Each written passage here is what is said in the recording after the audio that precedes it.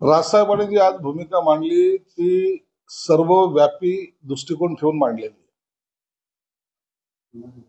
सर्वांनी एकत्रित यावं महाराष्ट्राच्या हितासाठी. याचा अर्थ युती व्हावी असाही नाही, युती नको असाही होत नाही. त्यांनी जे काही उद्धव साहेबांना उद्देशून जे सांगितलं की युती झाली पाहिजे, या मताचा मी पूर्वीही होतो, आजही आहे. याला महत्व आहे. परंतु ही युती होणार नाही हे मी तुम्हाला 100% सांगतो.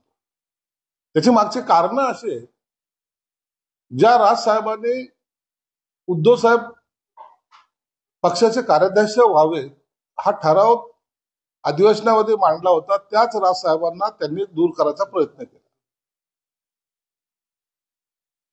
दुसरं महत्वाचं आहे, आता जी त्यांची युती आहे काँग्रेस आणि राष्ट्रवादी बरोबर, मग राजसाहेबांबरोबर एकत्रित यावं का?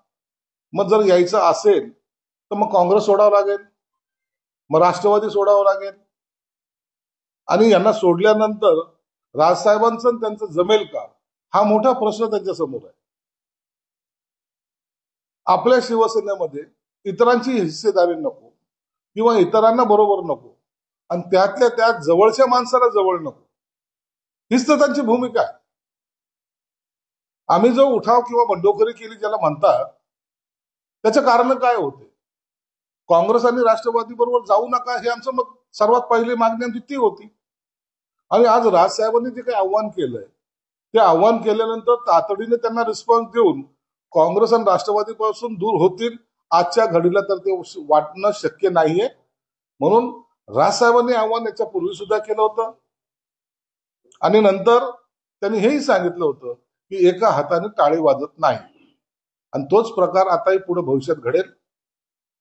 राजसाहेबांनी घेतलेल्या पॉझिटिव्ह भूमिकेला तिकडून निगेटिव्ह प्रतिसाद मिळेल, आणि ही युती होणार नाही हे तिरवार सत्य आहे.